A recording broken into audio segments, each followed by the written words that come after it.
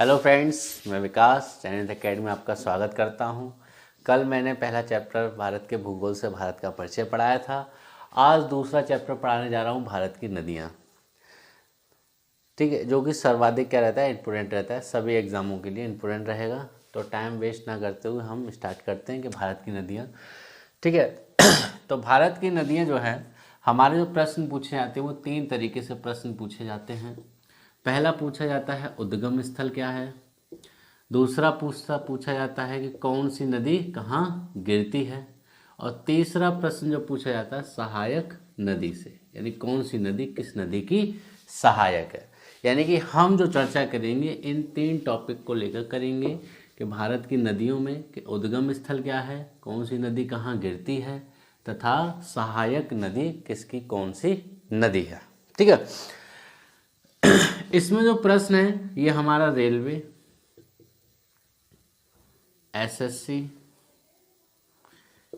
UP की जितने भी एग्ज़ाम होते हैं उन सभी के लिए ये क्या है, ये चैप्टर सबसे ज़्यादा महत्वपूर्ण रहेगा।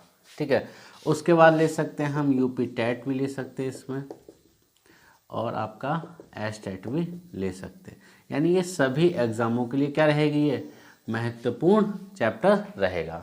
ठीक है, अब इससे प्रश्न बनते कैसे हैं, कि जैसे कि नदी है तो नदी बह क्यों रही है, यानी नदी जो बह रही है अपने आधार तल को प्राप्त करने के लिए नदियां बह रही हैं। ठीक है, भारत में जो नदियां हैं कुल छोटी बड़ी नदी मिलाकर कितनी नदियां, 4000 नदियां हैं। कितनी नदियां हैं, 4000 नदियां हैं। तो 4000 नदियों में जो भारत की प्रमुख नदियां हैं वो कितनी नदियां हैं, 12 नदियां हैं। कितनी नदियां हैं, 12 नदियां। यानी कि भारत क्या है, एक विशाल नदी तंत्र है का देश है, जिसमें छोटी बड़ी नदी मिलाकर 4000 नदियां हैं, जिसमें से प्रमुख नदी कितनी हैं, 12 हैं। भारत में नदियों को 2 भागों में विभाजित किया गया है, हिमालयन नदी तथा प्रायद्वीप नदी। यानी कि भारत में नदियों को 2 भागों में विभाजित किया गया है, एक तो आपका हिमालयन नदी और दूसरा आपका प्रायद्वीपीय नदी। ठीक है, यहाँ से एक सिंपल सा बड़े एग्जाम के लिए प्रश्न बनता है कि हिमालयन नदी है उनमें जो पानी का स्रोत है वह क्या है। हिमालयन नदी में जो पानी का स्रोत है वह क्या है, यानी कि हमारे ग्लेशियर। हिमालयन नदी में जो पानी का स्रोत है वह ग्लेशियर हैं। ग्लेशियर ऑप्शन नहीं होगा तो हिमनद होगा, यानी इन दोनों में से क्या होगा, एक ही होगा, कोई एक ऑप्शन इसका सही होगा कि हिमालयन नदी में जो पानी का स्रोत है वह कौन सा है। हिमालयन नदी में पानी का स्रोत क्या है, तो ग्लेशियर हैं और हिमनद हैं। दूसरा, प्रायद्वीपीय भारत में जो पानी का स्रोत है वह क्या है, वर्षा है। हिमालयन नदी में प्रायद्वीपीय भारत के नदी में जो स्रोत है वह क्या है, वर्षा का पानी है। लेकिन प्रायद्वीपीय भारत से एक प्रश्न पूछा जाता है कि इस प्रायद्वीपीय भारत में कुछ छोटी नदियां भी हैं, कुछ बड़ी नदियां भी हैं। तो क्या होता है, ग्रीष्म ऋतु के काल में जो छोटी नदी होती हैं वह क्या होती है, सूख जाती हैं। क्या होती हैं, सूख जाती हैं। यानी कि प्रायद्वीपीय नदी की कुछ छोटी नदियां क्या होती हैं, ग्रीष्म ऋतु में सूख जाती हैं। ठीक है, हिमालयन नदी पढ़ेंगे पहले हम। तो हिमालयन नदी में 3 तंत्र आते हैं। हिमालयन नदी में कितने तंत्र आते हैं, 3 तंत्र आते हैं, सिंधु नदी तंत्र, गंगा नदी तंत्र तथा ब्रह्मपुत्र नदी तंत्र। इतना क्लियर हुआ कि भारत में छोटी बड़ी नदियां मिलाकर कुल कितनी नदियां हैं, मैंने आपको बताया था 4000 नदियां हैं, जिसमें से प्रमुख 12 नदियां हैं। भाग मैंने आपको 2 बताए, हिमालयन नदी तथा प्रायद्वीप नदी। ठीक है, हिमालय नदी में जैसे मैंने आपको बताया 3 नदी तंत्र आते हैं, सिंधु नदी तंत्र, गंगा नदी तंत्र तथा ब्रह्मपुत्र नदी तंत्र। यानी कितने तंत्र आते हैं, हिमालय नदी में 3 नदी तंत्र, सिंधु नदी तंत्र, गंगा नदी तंत्र तथा ब्रह्मपुत्र नदी तंत्र। ठीक है, 4000 नदियों में आपको 4000 नदियाँ याद नहीं करनी है, जो एग्ज़ाम के दृष्टिकोण से हैं वही हमको नदियाँ याद करनी हैं। ठीक है, ऐसा नहीं है कि आपको सारी पूरी नदियाँ आपको याद करनी है। मैंने आपको पहले ही बता दिया, स्टार्ट करने से पहले आपको 3 तरीके से प्रश्न याद करने हैं कि कौन सी नदी का यानी किस नदी का कहाँ से उद्गम हुआ है, कौन सी नदी कहाँ गिरती है तथा सहायक नदी कौन सी है। यदि हम भारत की सारी नदियाँ पढ़ने बैठेंगे तो हो सकता है कि आप बुढ़ापे तक पढ़ते रहें। बुढ़ापे तक तो पढ़ना नहीं है, नौकरी जल्दी लेनी है। तो जल्दी अगर नौकरी लेनी है तो उसके साथ आपको क्या करना है, फैक्टेबल चीज़ें पढ़नी है। फैक्टेबल चीज़ें पढ़नी है तो आपको मेरा सहयोग करना होगा, सपोर्ट करना होगा। ठीक है ना। तो हिमालय नदी में सिंधु नदी तंत्र, गंगा नदी तंत्र और ब्रह्मपुत्र नदी तंत्र। तो आज हम पढ़ेंगे, आज हम जो पूरी वीडियो बनाएंगे जो केवल हिमालय नदी तंत्र पे बनाएंगे। किस पे बनाएंगे, हिमालय नदी तंत्र पे बनाएंगे। ठीक है, तो पहला मैं स्टार्ट करता हूँ सिंधु नदी तंत्र। ठीक है, पहले स्टार्ट करते हैं हम सिंधु नदी तंत्र। पहला प्रश्न पूछा जाता है कि सिंधु नदी का उद्गम कहाँ से हुआ है। सिंधु नदी का उद्गम कहाँ से हुआ है। तो सिंधु नदी का जो उद्गम हुआ है वह तिब्बत के क्षेत्र मानसरोवर झील से हुआ है। कहाँ से हुआ है, तिब्बत के क्षेत्र मानसरोवर झील से हुआ है। यह तिब्बत के क्षेत्र होती हुई भारत होती हुई पाकिस्तान प्रवेश कर पाकिस्तान से कहाँ गिर जाती है, अरब सागर में ये गिर जाती है। कहाँ गिर जाती है, अरब सागर में गिर जाती है। ठीक है, इस नदी की जो कुल लंबाई है वह 2880 किलोमीटर है। कितनी है, 2880 किलोमीटर है। भारत में जो इसका प्रवाह तंत्र वह 1114 किलोमीटर है। भारत में जो इसका प्रवाह तंत्र है वह 1114 किलोमीटर है। कहने मतलब ये कि तो कुल नदी है वह 2880 किलोमीटर लंबी है। तो भारत में जो बहती है यह कितनी बहती है, 1114 किलोमीटर बहती है। इसका जो कुल क्षेत्रफल है वह 11.65 लाख वर्ग किलोमीटर है। कितना है, 11.65 लाख वर्ग किलोमीटर है। ठीक है, इसकी कुछ सहायक नदियां हैं, इसकी कुछ सहायक नदियां हैं जैसे झेलम, चिनाब, रावी, व्यास तथा सतलज। कई नदियां हैं। पंचतंत्र जो नदियां हैं इसकी प्रमुख पंचतंत्र नदियां हैं। नदी तो इसकी बहुत सहायक है लेकिन हमें जो याद करनी है वह इम्पोर्टेंट याद करना है, क्योंकि एग्ज़ाम में हमेशा जो आता है वह इम्पोर्टेंट एग्ज़ाम के दृष्टिकोण से हमें याद करना है। ठीक है, अब इसमें जो पंचतंत्र नदियां हैं वो कौन कौन सी हैं, झेलम है, चिनाब है, रावी है, व्यास है तथा सतलज है। ठीक है, इन नदियों को सिंधु की सहायक नदियां पंचतंत्र के रूप में जानते हैं। यह पांचों नदियां पाकिस्तान के मिठनकोट पर आकर मिलती हैं। कहाँ आकर मिलती हैं, पाकिस्तान के मिठनकोट पर आकर किसकी सहायक हो जाती हैं, सिंधु नदी की सहायक हो जाती हैं। किस नदी की सहायक हो जाती हैं, सिंधु नदी की सहायक हो जाती हैं। ठीक है, अब इसमें बहुत सारी नदियां हैं इसकी सहायक है, जैसे काबुल है, कुर्रम है, दास है, गिलगिट है, सुरू है, मारूसार है। ये सब क्या है, बहुत सारी नदियां हैं, लेकिन इन नदियों को याद नहीं करना है। जो हमारे एग्जाम के लिए इम्पोर्टेंट है वह झेलम है, चिनाब, रावी, व्यास तथा सतलज।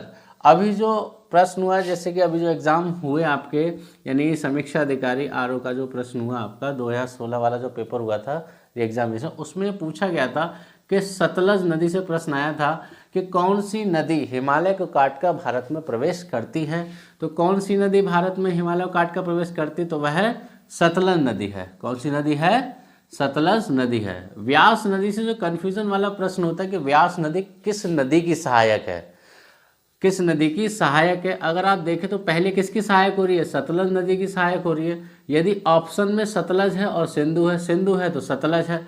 तो यदि ऑप्शन में पहले अगर सतलज दिया रखा है तो पहली प्रायोरिटी किसकी होगी, सतलज की होगी, क्योंकि यह हर की बैराज पर, कहाँ पर, हर के बैराज पर किसकी सहायक हो जाती है, सतलज नदी की सहायक हो जाती है। तो व्यास नदी किसकी सहायक है, सतलज नदी की सहायक है। ठीक है, सिंधु नदी से एक प्रश्न और पूछा जाता है कि सिंधु नदी में 1960 ईस्वी में एक सिंधु जल समझौता हुआ। 1960 ईस्वी में भारत और पाकिस्तान के मध्य एक जल समझौता हुआ जिसे हम सिंधु जल समझौता के नाम से जानते हैं।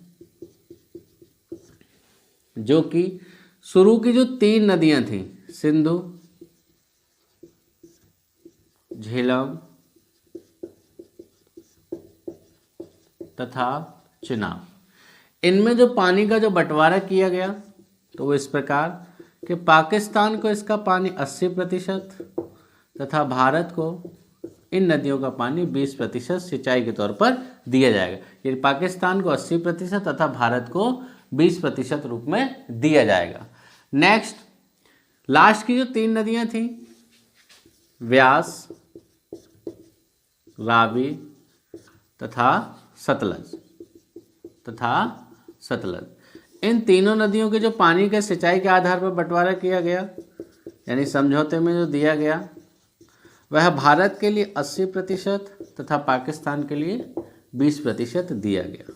ठीक है, केवल आपको ये सब कुछ तैयार नहीं करना है, ये तो मैंने आपको जनरली समझाने के लिए बता दिया। केवल आपको ये सिंपल सा ये वाला थॉट आपको तैयार करना है कि सिंधु जल समझौता किस सन में हुआ। तो हमें याद करना है कि सिंधु जल समझौता कब हुआ, 1960 ईस्वी में हुआ। सिंधु नदी से आपको कुछ ज़्यादा कुछ याद नहीं करना है, केवल सिंधु नदी का उद्गम स्थल मानसरोवर झील तिब्बत से, इसकी सहायक नदियाँ झेलम, चिनाब, रावी, व्यास तथा सतलज, और सतलज नदी से आपको याद करना है कि हिमालय को काटकर यह भारत में प्रवेश करती है। व्यास नदी कहाँ पर सहायक होती है, हरिके बैराज पर सहायक होती है। ठीक है, इससे ज़्यादा आपको याद नहीं करना है। लंबाई क्या है आपको कहीं याद करनी है, कहीं आपको याद नहीं करनी है, तो नाम ही समझे कि आपको इसको लंबाई याद करनी है। ठीक है, नेक्स्ट चलते हैं गंगा नदी पर। ये मैं रफ कर लेता हूँ क्योंकि आपको स्पष्ट दिखाई देगा।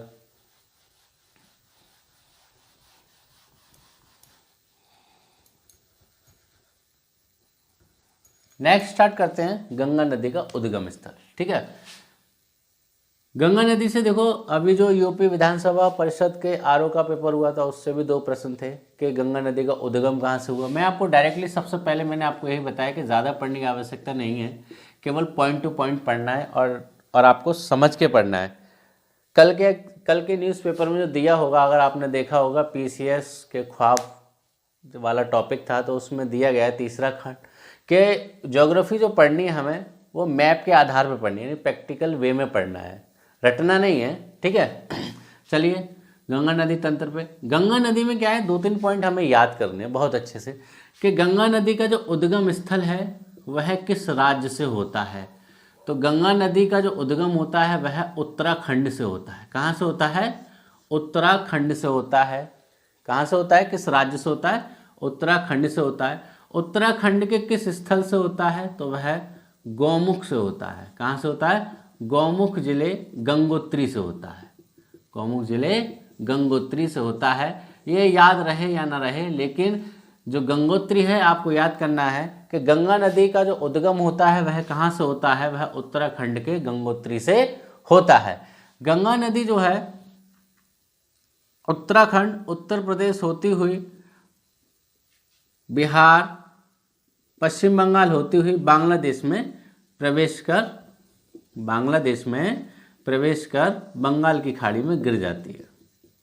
बंगाल की खाड़ी में गिर जाती है। एक बार और देखेंगे कि गंगा नदी का जो उद्गम है वह उत्तराखंड के गंगोत्री से होता है। कहाँ से होता है, उत्तराखंड के गंगोत्री से होता है। यह उत्तराखंड से निकलकर उत्तर प्रदेश, ठीक है, उत्तर प्रदेश, झारखंड, बिहार तथा पश्चिम बंगाल होती हुई कहाँ प्रवेश करती है, बांग्लादेश में प्रवेश करती है और अरब सागर में गिर जाती है। इतना क्लियर हुआ। इस नदी की जो है लंबाई है वह 2525 किलोमीटर है, यानी गंगा नदी की जो लंबाई है वह कितनी है, 2525 किलोमीटर है।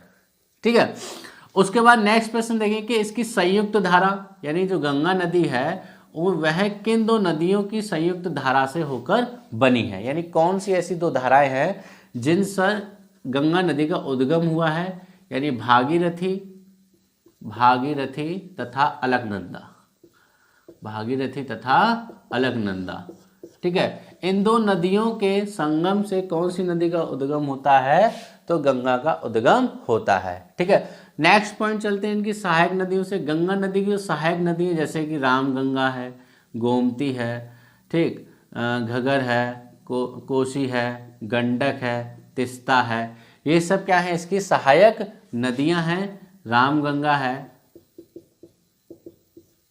गोमती है, कोसी है, गंडक है, ठीक है। ये सब क्या है, इसकी सहायक नदियां हैं। इनको क्रम से याद करना है, रामगंगा, गोमती, ठीक है, घगर है, कोसी है, गंडक है, बूढ़ी गंडक है, तिस्ता है।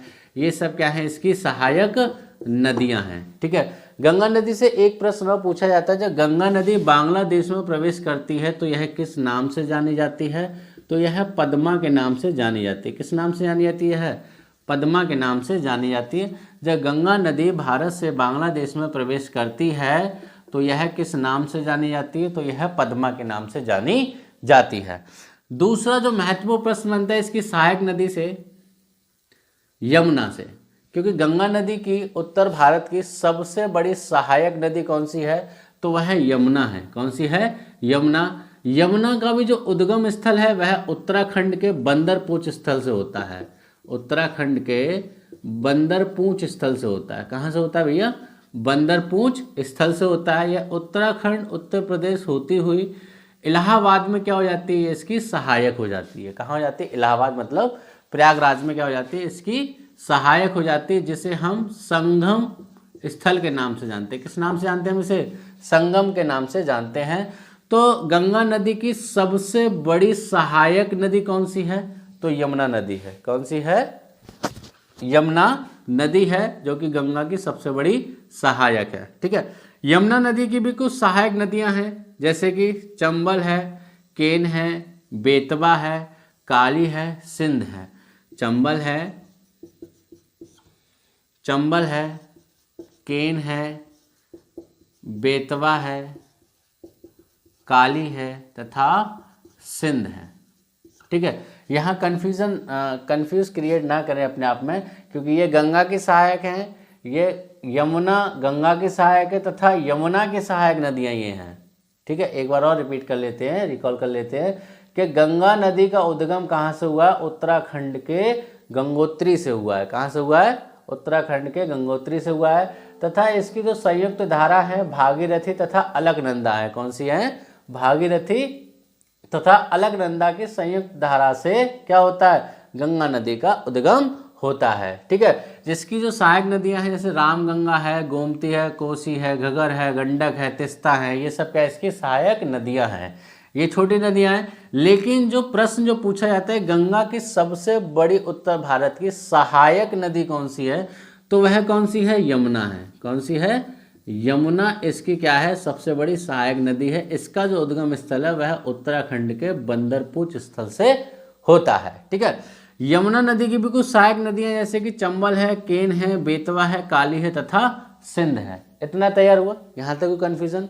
आपको कन्फ्यूजन क्रिएट नहीं करना है अपने आप के अंदर, बिल्कुल समझ के चलना है, बिल्कुल लाइन टू लाइन। जैसे मैथ के क्वेश्चन करते हैं ना, एकदम समझ कर, पॉइंट टू पॉइंट चलकर, उसी तरीके से यहाँ भी बिल्कुल मैप पर बिल्कुल समझना है कि मैं क्या कह रहा हूँ, ठीक है। इतना क्लियर हुआ?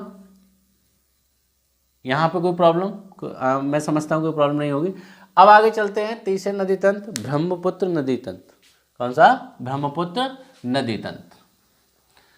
देखिए समझाने में क्या है, व्हाइट बोर्ड थोड़ा काला सा हो जाता है, उसके लिए आप मेरे नोट्स ले सकते हैं। PDF नोट्स मैं आपको प्रोवाइड कराता हूँ। तो मैंने आपको पहली वीडियो में अपना व्हाट्सअप नंबर दे रखा है, आप व्हाट्सअप करके मुझसे पेड नोट्स ले सकते हैं, यानी पेड हैं वो नोट्स। आपको जब आपका मैसेज आएगा तो आपको बता दिया जाएगा कि वो नोट्स जो है कितने के हैं, ठीक है। जो रिटेन वर्क करना चाहते हैं कि भाई वीडियो समझ में नहीं आ रहा लेकिन पढ़ना है, नोट्स बनाने हैं, तो इस तरह के वीडियो से भी बना सकते हैं और नोट्स ले भी सकते हैं, ठीक है। अब तीसरा तंत्र है ब्रह्मपुत्र नदी तंत्र। ब्रह्मपुत्र नदी तंत्र जल्दी से देखेंगे कि ब्रह्मपुत्र नदी तंत्र, ठीक है। ब्रह्मपुत्र का जो उद्गम होता है वह तिब्बत के क्षेत्र आंगसी ग्लेशियर से होता है। किससे होता है?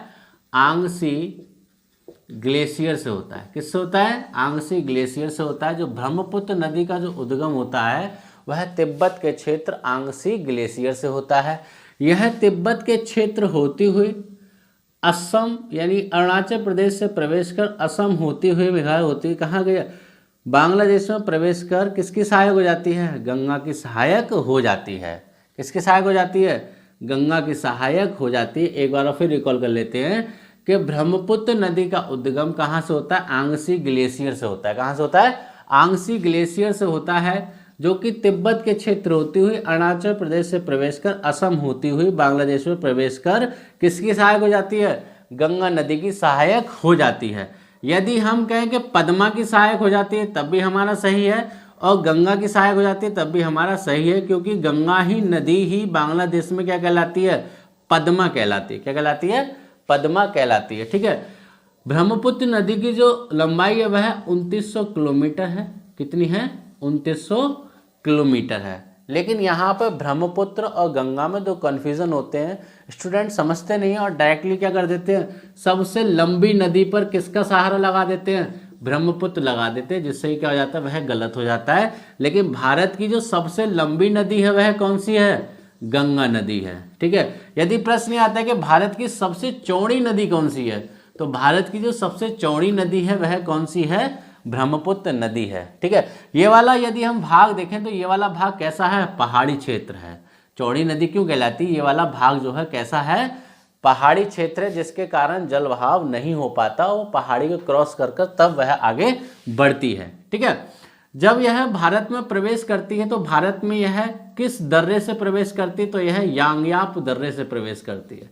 किस दर्रे से प्रवेश करती है? यांगयाप दर्रे से भारत में प्रवेश करती है। इतना क्लियर हुआ? लंबाई क्लियर हुई, उद्गम स्थल क्लियर हुआ। अब यह भारत में जो प्रभावित होती है वह 915 किलोमीटर ही प्रभावित होती है। यानी भारत में जो इसका प्रभाव तंत्र है वह कितना है? 915 किलोमीटर है। कितना है? 915 किलोमीटर। जो कुल प्रवाह तंत्र वह कितना है? 2900 किलोमीटर है। लेकिन भारत में कितना बहती है? 915 किलोमीटर बहती है। इतना क्लियर हुआ? अब नाम पर आते हुए कि इस नदी के नाम जो है दो तीन तरीके से पूछे जाते हैं कि ब्रह्मपुत्र नदी तिब्बत के क्षेत्र में किस नाम से जानी जाती है? तो यह सांगपो के नाम से जानी जाती है। किस नाम से जानी जाती है? सांगपो के नाम से जानी जाती है। ठीक है। दूसरा नाम जो परिवर्तित होता है इसका बांग्लादेश में, तो बांग्लादेश में यह किस नाम से जानी जाती है? जमुना के नाम से जानी जाती है। ठीक है। देखिए नामों में बड़ा कन्फ्यूजन रहेगा, जमुना, यमुना। ठीक है। तो इस चीज़ का क्लियर रखना, यहाँ या है और यहाँ जा से जामुन है। वो पानी तो आ गया होगा, डेफिनेटली आया होगा पानी। ठीक है। तो यहाँ जा से जमुना है और यहाँ या से यमुना है। इस चीज़ का याद रखें। पिक्चर तो खूब देखी होगी, गंगा यमुना सरस्वती। ठीक है। आप लोगों ने नहीं देखी होगी तो बुजुर्गों ने देखी होगी, देखी जरूर होगी। बहुत चली थी उस समय गंगा यमुना सरस्वती। ठीक है। अमिताभ बच्चन की है शायद। ठीक है। तो यह भारत में किस दर्रे से प्रवेश करती है? यांगयाप दर्रे से प्रवेश करती है। तो तिब्बत के क्षेत्र में यह नदी सांगपो के नाम से जानी जाती है। और जब यह नदी बांग्लादेश में प्रवेश करती है, यही जो ब्रह्मपुत्र नदी है बांग्लादेश में प्रवेश करती है, तो किस नाम से जानी जाती है?